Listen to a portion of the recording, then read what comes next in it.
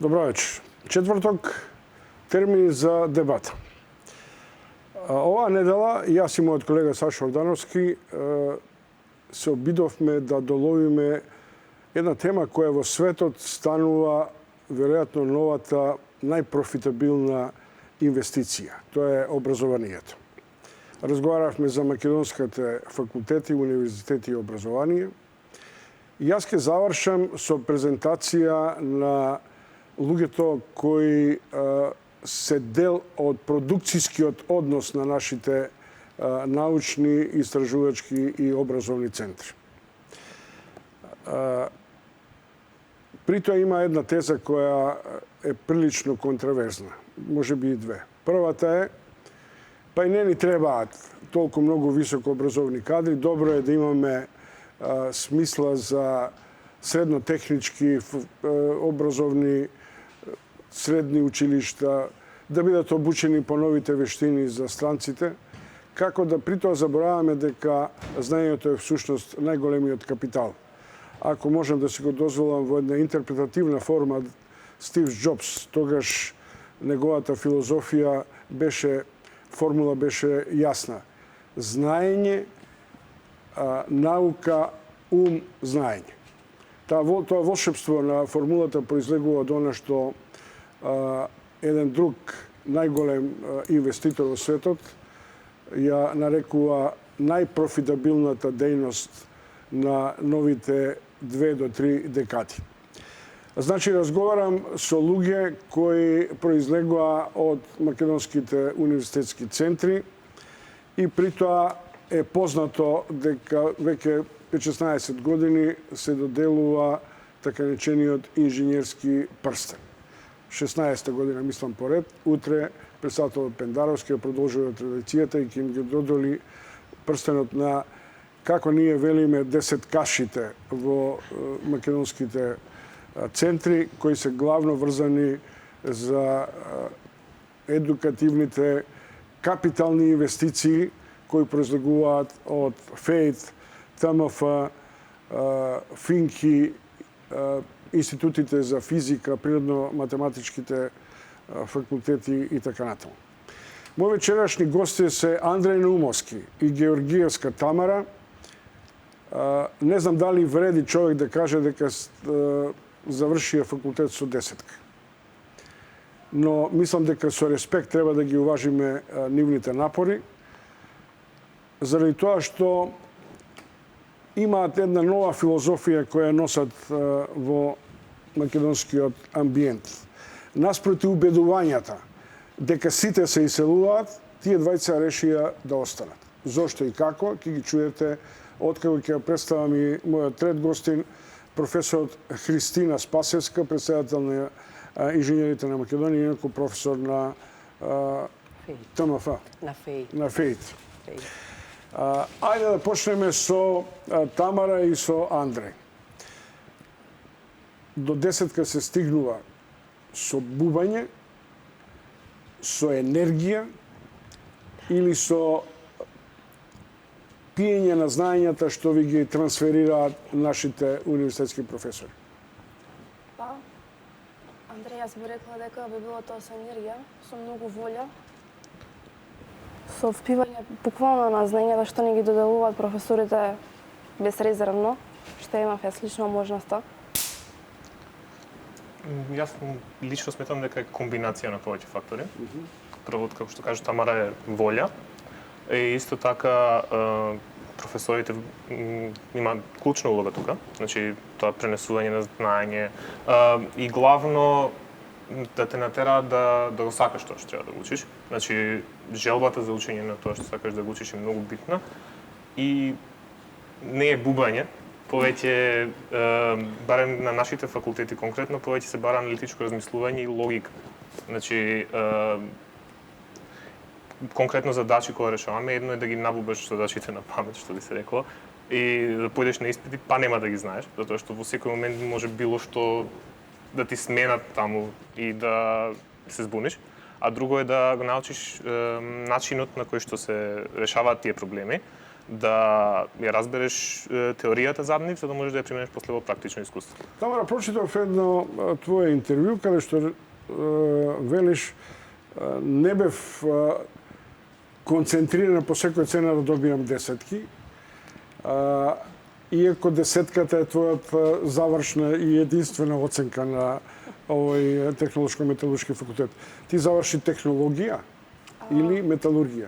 Завршив комбинација двете. Значи, дипломирав на студиската програма Инженерство на материјали и нанотехнологии, која што впрочем представува хетерогена комбинација на металургијата, на неорганското инженерство, на органската технологија и на нанотехнологијата. Практично ние на крај се здобивме со звањето дипломиран инженер во областа на инженерство на материјали. Андреја, ти си на ФЕЙТ. Што е разликата меѓу ФЕЙТ и Финки? Значи, Финки е факултет само за информатички науки, додека на ФЕЙТ постојат повеќе смерови, одделот на електроенергетика, електроника, телекомуникации и компјутерско инженерство. Значи, на ФЕЙТ конкретно се разработуваат повеќе под категории на енергетики и електроинженерство и компјутерски технологии. Добро, професор Спасеска, до десетка се стига врз основа на тоа што им го предавате или врз основа на тоа што им создавате афинитети сами да размислуваат и да се нуркаат во непознаниците на знаењата кои им стојат на располагање? Реално ние како професори не знаеме што ќе се случи со овие млади луѓе после 20 години. Наша идеја е да ги научиме, како што рече Андреј, да размислуваат. Затоа што ако они се научат да размислуваат, да решаваат проблеми, да можат да имаат тимска работа меѓу себе. И после 20 години, кога новите технологии ќе одат многу напред, ние мислиме како професори дека они ќе можат да се соочат со тие технологии, да работат и пак да бидат добри и пак да имаат некакви десетки во некои компании или во некои универзитетски центри. Многу е тешко на студент да го обврзаш на памет да ги научи лекциите што ги предаваме или пак да го научиш, како што рече Андре, на памет да ги решава задачите. Од тоа никогаш нема резултат. Дури и кога ги гледаме тетратките, свесни сме кој студент тоа го работи со размислување и секогаш многу повеќе го цениме отколку ако целата тетрадка е испишана онака од збор до збор како што е во книгата или во скриптата или од материјалот во кој учи. Андреј и Тамара, дали имавте шанса да излегувате од рамништето на наставните програми? Дали бевте делови од некакви мини проекти на самите професори, на некакви дообуки тука, надвор и така натаму? Лично јас бев. И би рекла дека не лежи еден инженер да биде добар инженер после, откако ќе дипломира, ќе се здобие со дипломата, само доколку остане на формалното образование. Сепак формалното образование е теоријата, ни ги дава основите за ние да бидеме после инженери. Имав можност да работам во 2-3 области во текот на студиите, конкретно во областа на неорганско инженерство, потоа во областа на биоматеријали со наноматеријали, да на крај дипломирам во областа која што обединува две сфери: фармацевската дејност заедно со инженерството. Така што лично многу би го поздравила неформалното образование и студентите, односно инженерите, да можат во секоја прилика да работат доколку можат на научно-истражувачки проекти или да се вклучат во неформално образование, независно дали тоа ќе биде со БЕСТ, со ИЕСТ или лично да се заангажираат да можат да додат на професионални пракси, бидејќи праксите се она кое што нас не доучува во практичен смисла како да решаваме проблем. Андреј, влегуваме во сферата на дигитализацијата. Таа е веќе почната, можеби една декада наназад, но наредните две, тоа ќе биде бум во светските информатички системи, комуникацијата, сервисирањето на секојдневните услуги до најсложените услуги. Дали имаш јасна слика, дали си упатен, дали следиш, како ги следиш токму овие назнаки дека наидуваат нов бран и на науки и на дисциплини кои до сега можеби беа само навестувани? Па да, мора да се следат. Значи, за конкретно, ако разговараме во информатиските технологии, значи, технологијата напредува пребрзо пребрзо и доколку одреден сака да биде успешен во тоа поле, мора да е во тек со сите тие, со повеќето од тие технологии, за да може да напредува во својата кариера и за да може да продолжи да не стане непотребен, пошто мора да се следи во технологијата, затоа што се цело време се менува и цело време напредува и генерално сите сакаат да користат најнова технологија, да работат со најнови алатки и така да мора, доколку некој инженер сака да биде добар инженер и да напредува во својата кариера, мора да е во тек со се што се случува и што би се случило. Практицираш ли така речена софтверска обука во некоја од домашните компании? Да, бев на повеќе пракси, конкретно во НЦТР и во Ендава. И тие практичната работа е дури може и побитна од самата теорија, затоа што без практична работа еден инженер не може да биде инженер. Не те привлече со оглед на фактот дека многумина од вас студентите кои ќе влезат во системите на обука, пракса, дека газдите ве усмукуваат за работа на нивните софтвери, програми и така натаму, и некоја фина паричка се лепи која за вас се движи до 400-500 евра пред да дипломирате. И да речете, сега не завршувам, па и добра работа. Па, конкретно јас лично работев цела четврта година, цела последна година од студирањето, ама одлучив да не го запоставам. Значи, и како работеше part-time? Газда го толерираше тоа? Има конкретно неколку фирми во Македонија кои што нудат part-time, со тоа што последниот семестар работев full-time, не одев многу често на предавања, ама следев материјали, учев и работев на проекти кои што ми беа поврзани со факултетот. Не го запоставив цело. Професор Спасевска, Андреј и Тамара утре во 19 каде ми рекоа во музеот. Музеот на современа уметност во Скопје. Ќе ги примат инженерските прстени. Тоа е една вака пристојна и престижна награда за овој тип на студенти кои се прилично дефицитарни на домашниот пазар. Велат денеска дека нема програмер невработен, технолог невработен, машинист невработен и дека од факултет веќе се вработени. Но, за тоа малце подоцна. Кажете ми, колку студенти, колку дипломци се стекнаа со овој прстен? Ова признание ова година се доделува по 16-ти пат, значи почна уште во времето на починатиот председател Трајковски. За жал тој не можеше да го додели првото признание. Значи потоа следуваат другите двајца председатели, Бранко Црвенковски и Ѓорѓе Иванов, за да од оваа година признанието го доделува новиот председател Стево Пендаровски. Лани имавме јубилеј 15 години и клубот на добитници на инженерски прстен направија една анкета. Успеавме да пронајдеме поголем дел од добитниците. Станува збор за 150 до лани и сега имаме уште 10, значи станува збор за 160 добитници од сите инженерски дисциплини. Значи не зборуваме само за техничките науки, тука се земјоделството, шумарството, технологиите, рударството, технологиите и така натаму.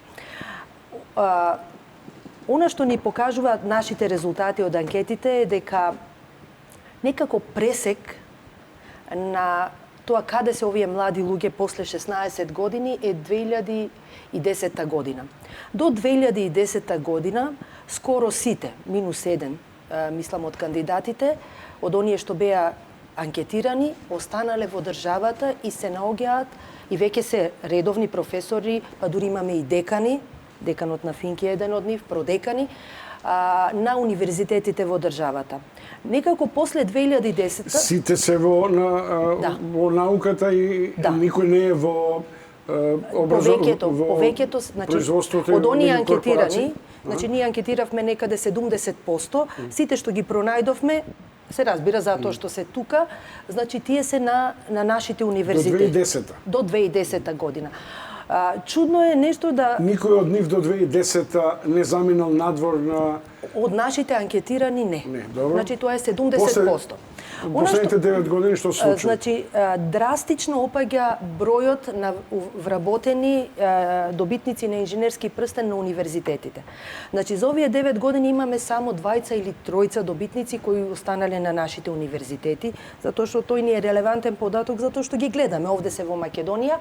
Имаме огромен број на добитници кои заминале во странство, сега работат во елитните компании низ светот, во Европа и надвор од Европа, или пак се на елитните универзитети во странство. Тоа покажува дека сепак инженерите се добри, тие инженери биле добри за да продолжат и понатаму да работат научно. Тоа значи тезата дека ние имаме никакво образование баш и не е така релевантна и валидна. И јас не се согласувам дека ние немаме добро образование, иако кога се цени образованието во една земја се зборува за еден систем и една средина, една статистика. Јас овде зборувам за најдобрите. Значи не зборуваме за 100%, туку зборуваме, ајде да кажеме, за 5 до 10%. Тоа и стално го дебатираме со колегите меѓу себе, затоа што кои наши колеги во странство да ги прашаме, со кои соработуваме, какви се македонците, тие велат одлични се. Дури имаме ситуации да велат отвараме специјални стипендии за Македонија. Еве Јожев Штефан од Словенија, една од истражувачките институти кој вели секој македонец кој ќе дојде ние го примаме. Одлични се. Независно дали по завршувањето на факултетот или уште од средно школа. Значи доста млади, барем последните 2-3 години, одат да студираат во странство. Чекај да ме прашам, ако ми тврдите дека заминале надвор, се етаблирани во странски универзитетски центри или големи корпорации и така натаму, имате ли увид каде се? Имаме ли можност да следиме и да понудиме интерактивност на одреден начин? Зашто тие луѓе се збогатиле со нови сознанија кои тука може да ги трансферираат. Соработуваме. Барем мојот факултет, ФЕЙТ, соработува со повеќето од нив. Не зборувам само за добитниците на инженерски прстен, туку напротив и на сите наши млади колеги кои некогаш заминале, па и веќе се, значи, во некоја етаблирана средина, доаѓаат. Значи, ние можеби не повеќе, ама 20 пати годишно на факултетот имаме предавање од тие професори или научници. Работиме проекти со нив. Интервјуирал неколку твои колеги, скопски урбани деца, битолски урбани деца, кои се во Силиконската долина и кои се занимаваат со најновите програмирање на нанотехнологии, на биогенетски инженерство и така натаму. Вие имате некакви контакти? И како воопшто мислите и можете, например, да стигнете до линиите на светските центри? Не зборувам за Силиконската долина и така натаму. За тоа после. Конкретно контакти со македонци кои што работат во Силиконска долина не, ама во последно време, нели, со самиот развој на интернетот се развива многу, да речам, форуми, веб-сајтови кај што може да се успостава комуникација со фирми вработени во било кој дел од светот, така да било тоа дали било Силиконска долина или некаде низ Европа, Лондон, Берлин, така натаму, тоа не е ограничување, барем конкретно во мојата страна. Кај се центрите сега во овој момент? Се уште престижната Силиконска долина Силиконска или долина, каде? ама не е толку колку што порано, значи почна да се шират. Конкретно јас што знам се Лондон, Берлин, Копенхаген и Стокхолм поново, значи и Скандинавија исто така се развива, и исто така Сингапур. Значи Сингапур е, барем спрема мене, едно од најтехнолошки развиените земји во светот моментално. Двајца да прашувам, дали знаете во кој правец во наредните 2 до 3 декади ќе се развиват новите технологии, новите информатички сознанија, каде ние треба да перципираме нови системи на образование, на продукти? Јас тоа стално го зборувам минатиот пат во вторникот и сега ќе го соопштам интервјуто на директорот на Mercedes-Benz кој вели дека почнале со 16 програмски целини и системи, завршиле со 160. Самиот вели дека веќе веројатно ќе за 10 години, 15 ќе се возиме со автоматско наведување и возење на автомобилите, со превози преку дронови, со дигитализација во која адвокатите веќе не ќе мораш да одиш кај нив, туку ќе ги примаш советите, со брокерското поврзување за целокупните берзи и така натаму. Дали вие тоа го следите? Дали вие знаете, еве, Тамара се занимава со нанотехнологија и си упатена. Ја мислам дека веќе почнува некаква нова геном агенда на истражување. Дали ги знаете и ги следите? И како ги следите? Значи во секоја област од технологијата, значи во текот на факултетските години во нанотехнологијата имаше бројни напредувања и сега во моментов. Интересен факт е што пробуваат сите технологии заедно меѓу себе се спојат, како што е на пример фармацијата со нанотехнологијата. На пример со последни достигнувања од областа да наноемулзиите кои ќе дојдат во контакт со кожата бидат претворени во гел со цел да можат малите молекули на активните компоненти да бидат трансмитирани низ кожата. Тие се моментални трендови во светот. Значи не се однесува само на една област од технологијата која што би се развивала, туку баш напротив еден хибриден пристап и лично сметам дека е есенцијален да ние се навикнеме дека треба да ги комбинираме и да сватиме дека сите технологии се зависни една од друга. Мислам дека Андреј би можел да ме надополни од другите области. Да, конкретно од информатските технологии и електричното инженерство. Ти викаш Андреј, вие се договаравте кој што од вас двајца да зборува или двајцата дека сме со технолошки различни области, ние сме различни. Да. Конкретно значи моментално се работи интензивно на автоматизацијата, како што кажавте, автономни возила не застанува тука, тоа нели веќе и почна со Тесла, нели? Е веќе во активен развој, така да како што ги гледам последно и по други конкурентски фирми кои произведуваат автомобили се насочуваат на тој дел, значи на електрични возила за старт и автономно управување дефинитивно. Автоматизација се работи на автоматизација и во други полиња, последно се работи автоматизација и во медицина, значи со помош на вештачка интелигенција и на роботи кои што би асистирале при тешки операции такво, кои што работат со нели поголема прецизност и нема фактор за човечка грешка и исто така последно време е бумот со децентрализација и на податоци. Значи како што луѓето стануваат се значи помалку и помалку им веруваат на централизираните влади и банки за да ги чуваат нивните податоци. Конкретно последно се работи на блокчейн технологијата која стои зад криптовалутите да се искористи во други полиња, како што е нели осигурување и финансискиот сектор да се децентрализираат тие платоци кои што се нели ако криптовалути ги копаме биткоин, значи полиците ќе почнеме да ги копаме? Не, значи самата технологија која е во позадина на тие криптовалути не се користи. Тоа шега помалку се разбира. Не се, да. Добро, извинете. Професор Кем, вештачка интелигенција. Тоа е тренд кој веројатно јас сигурно нема да го дочекам, вие ќе го едуцирате, а тие ќе го практикуваат. Во наредните 2 декади најмалку 150 милиони работни места ќе бидат заменети со роботи. Од една страна вела дека тоа ќе биде рационалност и нов систем на профит и така натаму. Од друга страна, тоа треба да доведе до нова филозофија на социјалната политика, градењето на општество со некакви еднакви можности, конкурентност, заштита на човекови права. Што се ќе ни промени вештачката интелигенција? Ја мислам дека тоа е голем социолошки, да не го кажеме проблем, да го кажеме предизвик.